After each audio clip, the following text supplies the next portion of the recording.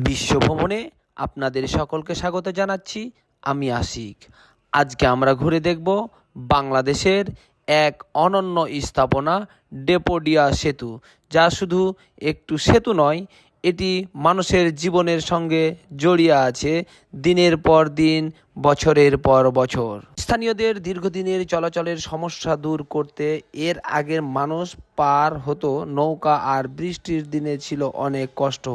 এই সেতু নির্মাণের পর এলাকার যোগাযোগ ব্যবস্থা এসেছে এক বিপ্লব। সেতুর নিচ দিয়ে প্রবাহিত এই নদী স্থানীয় অর্থনীতির অন্যতম চালিকা শক্তি। মাছ ধরা, পণ্য পরিবহন, এমনকি পর্যটন, সবকিছুই এই নদী ঘিরে গড়ে উঠেছে। সন্ধ্যা ঘনিয়ে আসলে ডেপোডিয়া সেতুর দৃশ্য আরও মনোমুগ্ধকর হয়ে ওঠে।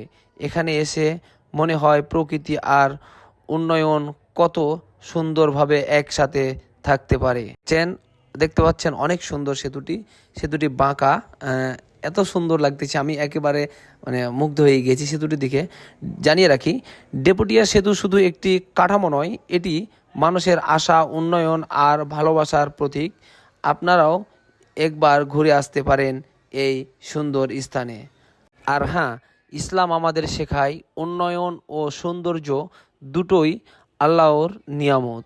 তাই কৃতজ্ঞ হই, শান্তি বজায় রাখি, কারণ ইসলামই শান্তির ধর্ম। ডেপোডিয়া সেতুর উপর থেকে যখন আমি দেখছিলাম বাম সাইডে, নদীটাও বিশাল বড় নদী। নদীর দুই পাশে যে সবুজের সমাহার, অনেক সুন্দর গাছপালা, অনেক সুন্দর লাগতেছে সবুজের সমাহারটা।